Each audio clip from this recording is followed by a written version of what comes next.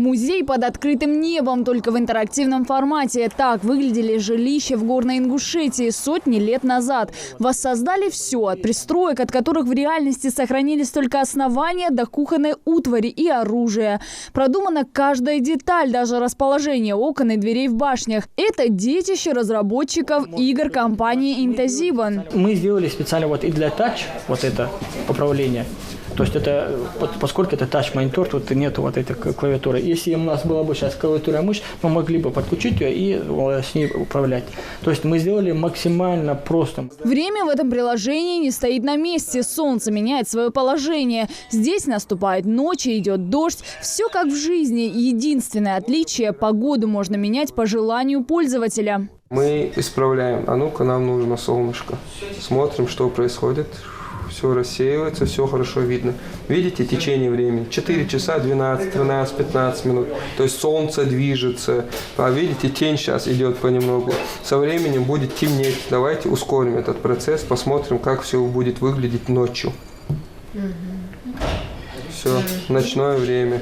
Башенный комплекс во Внушке спроектировали всего за несколько месяцев. Перед этим были долгие изнурительные поездки в горы, где фотографировали, выверяли размер каждой постройки, изучали ландшафт и не только. Каждую деталь воссоздали, опираясь на исторические источники. Мы вручную все замеряли, покупали даже оборудование, длинномеры всякие, лазерные, для практичной работы.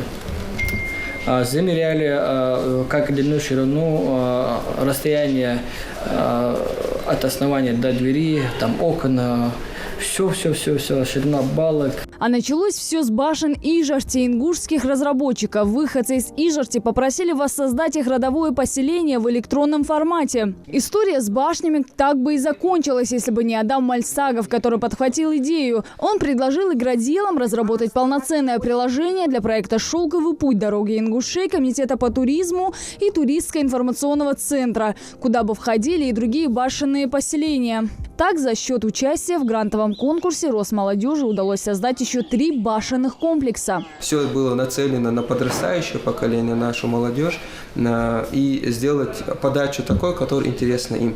Им не интересно просто читать, покупать книгу и читать информацию про башни. А вот если дать им возможность самим походить, заходить внутрь, видеть, что внутри, снаружи, там, выполнять какие-то квесты, как игру, то такое восприятие, такая подача намного эффективнее для молодежи.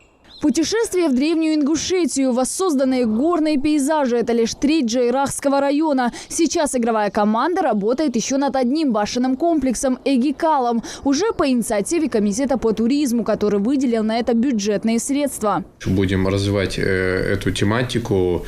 Уже проведена работа по вовнушкам, Эгикалу, Таргиму. Эгикал у нас сейчас вот уже скоро будет представлен публике.